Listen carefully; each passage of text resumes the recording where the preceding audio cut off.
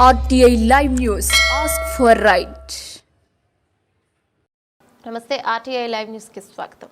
రంగారెడ్డి జిల్లా ఆమన్గల్ మున్సిపల్ పట్టణంలోని పులకంటి మైసయ్య ఇందిరమ్మ ఇల్లు మంజూరు చేసి 1 లక్ష రూపాయల బిల్లు ఇచ్చి తర్వాత ఇచ్చిన ఇంటిని రద్దు చేస్తున్నాం. లక్ష డబ్బులు తిరిగి ఇవ్వాలని ఒత్తిడి చేస్తున్న దాన్ని తీవ్రంగా ఖండిస్తూ ఆమన్గల్ పట్టణంలోని ఇందిరమ్మ ఇల్లు లబ్ధిదారుని ఇంటి వద్దకు వెళ్లి కాంగ్రెస్ ప్రభుత్వం స్థానిక ఎలక్షన్లో లబ్ధి పొందాలనే దురుద్దేశంతో ఇందిరమ్మ ఇళ్ల పేరుతో మరో కొత్త నాటకం తెరపైకి తెచ్చి జెడ్పీటీసీ, ఎంపీటీసీ, సర్పంచ్ ఎన్నికల్లో ఓట్ల కోసం ప్రజలను మభ్యపెడుతున్నారు.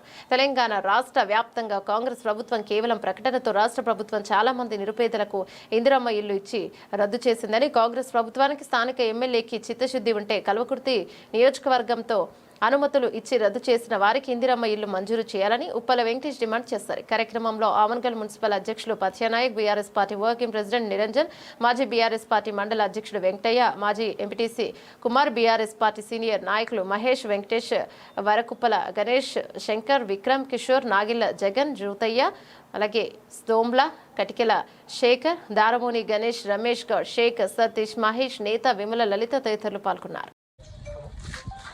మాకు ఈ ప్రొసీడింగ్ ఇవ్వడం జరిగింది. మాకు ఇల్లు వచ్చిన సందర్భంగా 5 లక్షలు ఇస్తారు కదా అని చెప్పని మేము ఇల్లు స్టార్ట్ చేసుకున్నాం. ఇల్లు స్టార్ట్ చేసుకున్నాక బేస్మెంట్ కట్టినాము. బేస్మెంట్ కట్టి 10th బిల్ వేసినాం. 10th బిల్ వేసినాక 1 లక్ష రూపాయల బిల్ ఇచ్చారు. 1 లక్ష రూపాయల బిల్ ఇచ్చి నీకు ఆల్రెడీ గతంలో మళ్ళీ వచ్చింది, మళ్ళీ నీకు ఇప్పుడు ఇయ్యరు, 1 లక్ష రూపాయలు రిటర్న్ కొట్టని చెప్పని నన్ను ఇబ్బంది పెట్టారు. ఇబ్బంది పెడితే నేను అధికారులకు చెప్పేశాను. ఇట్లా సంగతి నేను కట్టుకున్నాక ఇట్లా మళ్ళీ నన్ను ఇబ్బంది పెడతారు, 1 లక్ష రూపాయలు ఎక్కడ తెచ్చి కట్టాలని అర్థం లేదు. అట్టేటప్పుడు నాకు ముందే చెప్పాలి అని నేను చెప్పేశాను. కాకపోతే ఇంకా నాది 1 లక్ష రూపాయలు కట్టలేదు నేను. ఇంకా దాన్ని బట్టి నాకు బిల్లు ఇవ్వకుండా నాది అకౌంట్ క్లోజ్ చేసి పడింది. అధికారులకు వచ్చి నాది రూప్ లెవెల్ అయింది, బిల్లు కొట్టుకొని ఫోటో కొట్టుకోకపోరు అన్నగానే వస్తలేదు. మీకు కొట్టనిగా మీకు రాదు బిల్లు అని చెప్తారు. మాకు ఇబ్బంది ఉంది. ఇప్పుడు నేనేం చేయాలి? ఉన్నీళ్ళు కూడా కొట్టుకున్నాము. మేము ఎవరిని అడిగినా ఎవరు సహకరిస్తలేదు. అందుకే ఈ ద్వారా మేము తెలియజేస్తున్నాం. ఆమన్గల్ పట్టణంలో ఒక దళిత బిడ్డకి, ఒక దళిత కుటుంబానికి ఇందిరమ్మ ఇల్లు ఇచ్చినాం. ఇది ప్రజాపాలన అని పేద ప్రజలకు న్యాయం చేస్తామని చెప్పిన దిశగా ప్రయత్నం చేసిరనుకున్నాం.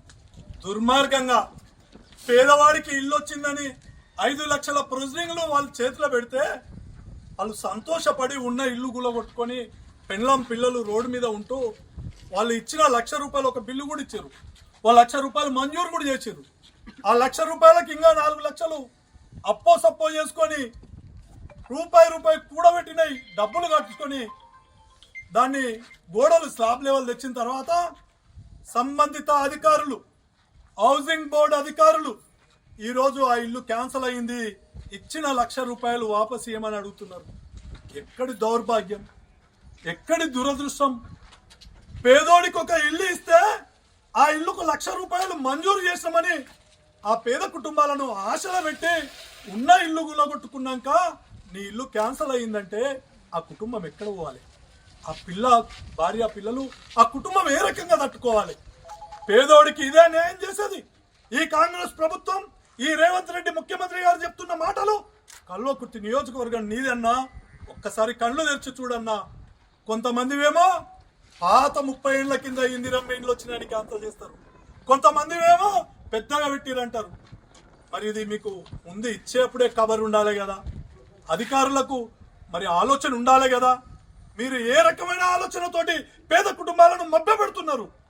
ఏ రకమైన ఆలోచనతోటి పేద కుటుంబాలను గుడిసెలలో, ఇండ్లలో, రేకుల ఇండ్లలో నివాసం ఉంటున్న కుటుంబాలను, భార్య పిల్లల్ని రోడ్డు మీద వేస్తున్నారు? ఒక్కసారి ఆలోచన చేయండి. స్థానిక నాయకులు, ఎమ్మెల్యే గారు, స్థానిక ఇన్ఛార్జి మంత్రి, ఈ స్థానికంగా ఉన్న రాజ్యాధికారం ఉన్న ఈ వ్యక్తులందరూ ఈ కుటుంబాలకు న్యాయం చేయాల్సిన అవసరం ఉంది. ఇలాంటి పేద కుటుంబాలు కొన్ని వందలుగా ఇండ్లు వచ్చి బేస్మెంట్లు కట్టి గోడలు కట్టినాక ఆ ఇండ్లను క్యాన్సిల్ చేస్తామని చెప్తున్నారు. నేను ప్రభుత్వాన్ని డిమాండ్ చేస్తున్నా, ఈ పేదల పక్షాన ఈ ప్రభుత్వాన్ని రిక్వెస్ట్గా అడుగుతున్నా. పేద కుటుంబానికి ఇల్లు వచ్చిందంటే సంతోషపడ్డారు. అప్పులు చేసి ఈరోజు ఆ ఇల్లు నిర్మాణం చేసుకోవడానికి 2-3 లక్షల అప్పులు చేసి మీరు ఇచ్చిన 1 లక్ష రూపాయలతోటి ఈరోజు ముందుకెళ్ళిండ్రు. మిగిలిన 4 లక్షలు ఇవ్వకుండా ఇంకా ఇచ్చిన 1 లక్షనే వాపసు ఇవ్వమని అడుగుతున్నారు అధికారులు.